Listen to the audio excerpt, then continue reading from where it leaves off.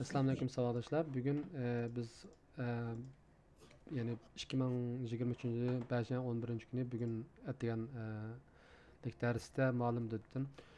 Bir qatam hozir qatar o'tilgan mazmunlarni bir qatam bir ko'zdan kechiraylik deb o'ylashdik. Okey. Ya'ni bu mazmunlarni ham ko'zdan kechirish uchun shu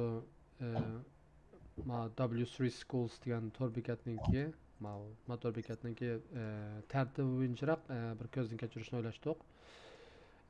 Qarasak misol Java Home degan kirsak dastlabda bu Hello World'dan boshlab print e'lon deydi. Miyadagi quizlari shunaqa print e'lon ekan. Andan keyin intro deymiz. Bu savollar ekan. Ana get started. Bu Java'nın versionlarini tekshiradigan bosqichlar ekan. Qaçlaydigan. Menimcha o qaçlaydigan yo bosqichlarni qaytadan sinog'lamaydi hozir chunki hammamiznikida qaçlab qo'ygan ekan. Ularni nima qilmayli. Endi miyada qaragan bo'lsak hammasi print e'lon deydi.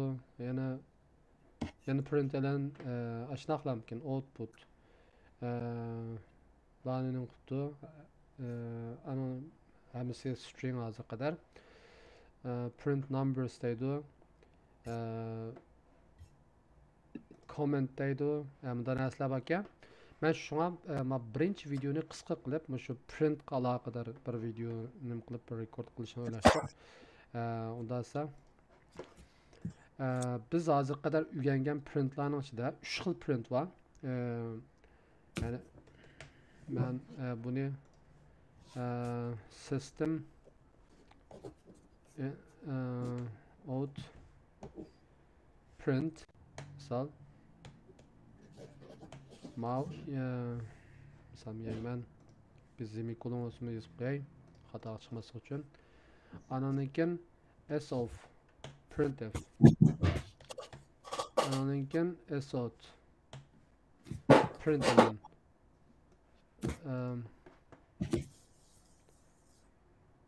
Animo avazınızı itip turam siyah. Bek taranturan avaz çıktı ekan. Okey. Muşna 3 xil print besib chiqadigan printni o'rgandik. Ya'ni bularninki bir-biridan ozroq o'zim farqi bor.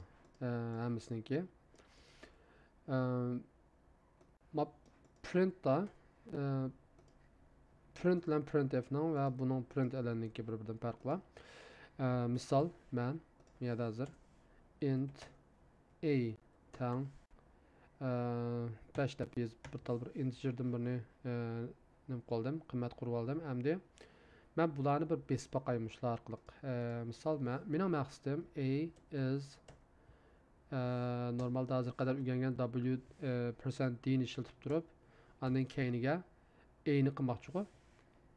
A ni qilmoqchi bo'lsam, men printda manada xato chiqadi ekan.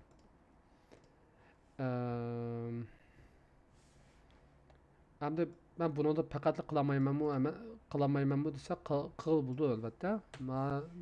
Ma persent o'chirib deb men bu pashnimni o'chirib deb men plusdan birini qilib qo'ysam ham maqsadim yeta olmayman albatta. Misol men hozir ijro qilib boqay.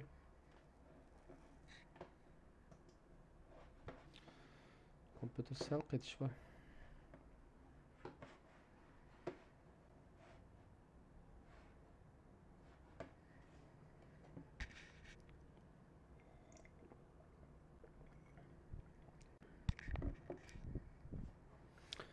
Kompüterde qetishlar ig'ir. Nima bo'ldi tam? Okay. Ma birinchi qo'rqaman printning nimasi mana a is 5 deganni chiqarish uchun bunda shaklni qo'llandim. Endi misol biz printf da qanaqa qilamiz desa buni a is deb miyaga percent d qilib miyaga pash qo'yib andan keyin a ni qilib bersam ma'ningda ma a ning çünkü ma integer qiymat bo'lganligi uchun bu d ya'ni percent d degan mush o'ringa ma a ning qiymatini chiqarib turdim. Ya'ni ma percent d degan narsa normalda string bu double quotationning ichiga yozgan narsa cho'qim chiqadi-ku normal ahvolda. Lekin bu double quotationning ichiga yozsa chiqmaydigan oldin bekitilgan bir qancha narsa bor. Bularning ichida percent df anondan s xilma xil narsa shuna data type'larninki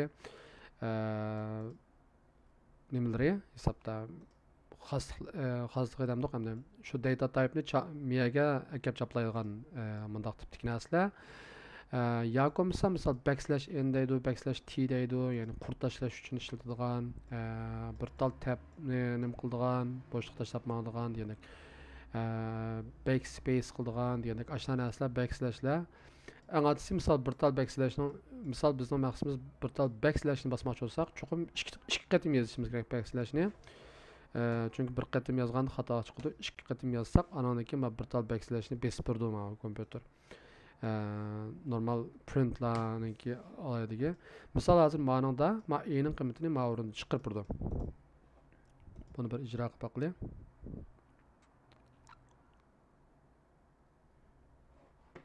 Nima qasdikin desam, bayonimiz men update o'tdi-da.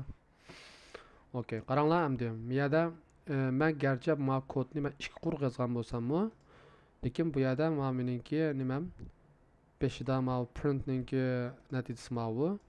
Keyingilam ulapla printf ning natijasini miyaga qilib turibdi. Ya'ni demak print eng oldidan print qurt tashlamaydi degan gap. Ammo men printf hamda qurt tashlamamdi zodi. Buni bilish uchun men miyaga bir narsa yozib berishim kerak. No. Miyaga bir narsa yozib, misol a deb yozib qo'ydim, bir tal string numarni. Buni bir ko'rib boqaylik. Hamda 5 ning keyiniga agar a choplashib kelsa, demak printf mo qurt tashlamaydi degan gap. Mana hech qanaqa qurt tashlamaydi.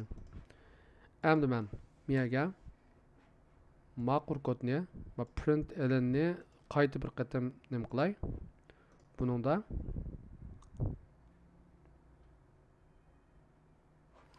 a degani men asta tushdi. Ikkinchi a miyaga tushdi. Ya'ni print elen biz hech qanday nima ishlatmagan taqdirdami, boshqa tutmagan taqdirdami print elen o'zi qurt tashlaydi normalda. Ammo qurni qachon tashlaydi? Mushu ichidagi narsani besib, undan keyin qurt tashlaydi. Hargiz besishdan burun qurt tashlamaydi.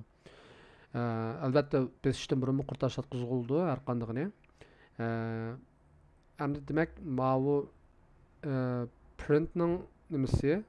Ma printf ningki print qaraganda xos sal olaydigi bu. Endi men print elendimi? Xuddi men printf o'xshash bunda shaklda mashg'ul qilindi. Ama onun için biz qanaqa qilamiz desanglar, men print elenni ishlatgandan keyin, andan keyin buningga string format deb bunda qilamiz va bu yerga andan keyin bu yerga bayatdan qilma yerdagi narsani meningcha yozsak bo'ldi. Double quotation ichiga a is deb d andan keyin miyaga pash a deb yozib qo'ysak tunuydu. Mana bu print elenninki o'xshash narsani men printf bilan bundalam addilam chiqaradigan narsani print elenda chiqarish usuli bu. Sal murakkab. Ammo qarasanglar miyada bir tal seriqlik bor. Seriqlikni miyada nima qilib bunda tursanglar bunda debdi remove redundant call to string format debdi. Misol men beslasam hozir buni o'zigidan printf qaylandirib qo'ydim bu. Printf. Lekin men yani printf'dan ayt qolay. Print elenda sal mudaraq bir bosqichi bor. Ammo menda unda shakli munda emas yani. Yani bu üçünün bir-biridan farqi. Ammo hammasi qurt tashlatqizildi. Yani backslash n. Backslash n'ni xohlasanglar oldiga yozsanglar bo'ldi. Misol ba'zi kod yozayotganlar nima qilib ma'lum bir misol hozir men miyada hozir qurt tashlaydi-ku.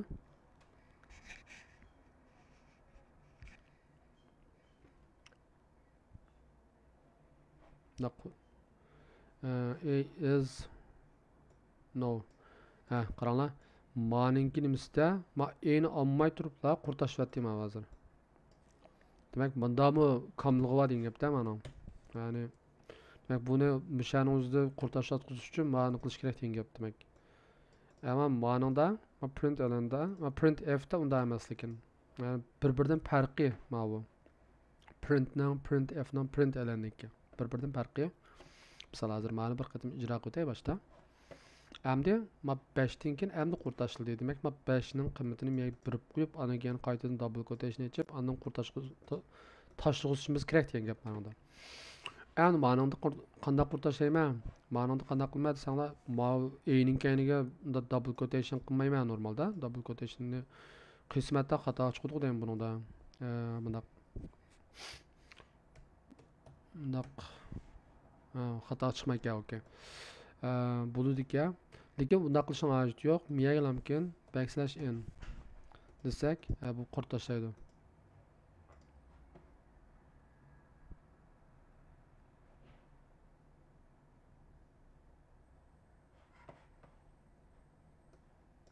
Demak, bu ma qurishi, ma printf ning chiqqani. Ammo bu ma print ln ning chiqqani, ma 3-chi qurdikisi. Ma'mi print lnniki. Ya'ni men print lnda men qurtashlar demasam o'zi qurtashlaydi. Endi misol miyada men hozir ma'ni qurtashlatqizmadim, to'g'rimi? Qurtashlatqizmasam hozir ma print lnning natijasi bilan ma print f ning natijasi bir quruq gap qoldi. Chunki ma print f o'zining qo'rini ijro qilib bo'lgandan keyin bu yerda qurtashlanmaydi. Shunga buni qurtashlatqizishning bir usuli miyaga ya miyaga backslash n yozish yoki bo'lmasa miyaga saq bo'ldi. Ma print ln normal o'zi ma'nosi ijro qilib bo'lgandan keyin qurtashlaydi, ammo men ma'ni ijro bo'lishdan burunmi bir qatim qurtashlaydi deb qo'ysam bo'laverdi.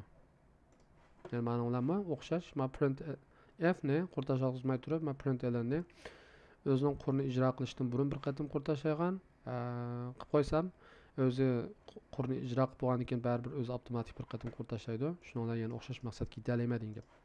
Ya'ni bundaq xilma-xil harakatchanroq ishlatildi degan gap bu narsalarni. Endi ma hozir bu string bo'ldi. Bu string stringning nimasi ananikin asosan string ya. Ammo yana bir tal integerni qilib qo'ydim. Shu hamda texnikal bir nim qilish uchun.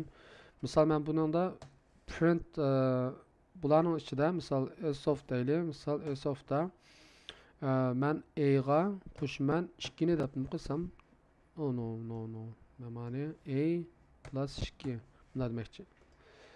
Qaranglar, bu yerda bir tal xatolik chiqdi. Ya'ni required type string ammo ma'noda nima bo'lib qoldi deb integer deydi-da. Yani bunda bir tal bir hisobda bir xatolik bor degan gap. Ammo men buni e'lon qilsam, ma xatolik yo'qolib ketadi. Anladingmi? Ya'ni men bevosita integerni hech qanday bir narsa qilmay turiblar ma'noda bir-biriga qo'shib ishiltalayman degan gap. Bu print lnning hamda o'ziga tushib qolayligi. Ya'ni xosligi emas degan. Ortiqchiligi hisobda. Yani bu yerda ma'no natijasi nima bo'ldi sanlar shu 5 ga 2 ni qo'shidi 7 shu hisobda.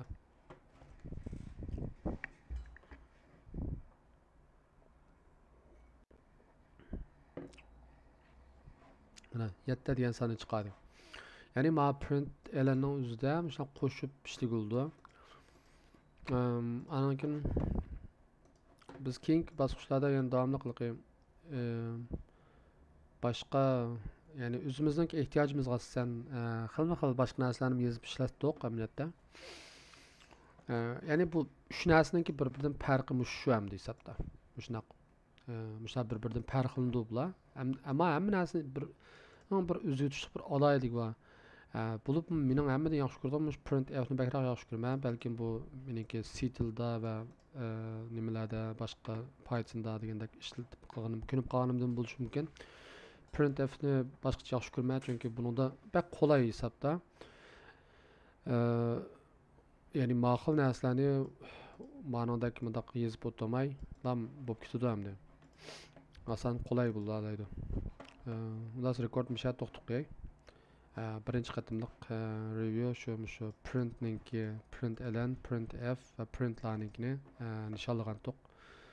Ko'zga nishonga to'xtab o'ylayman. Bo'ldi.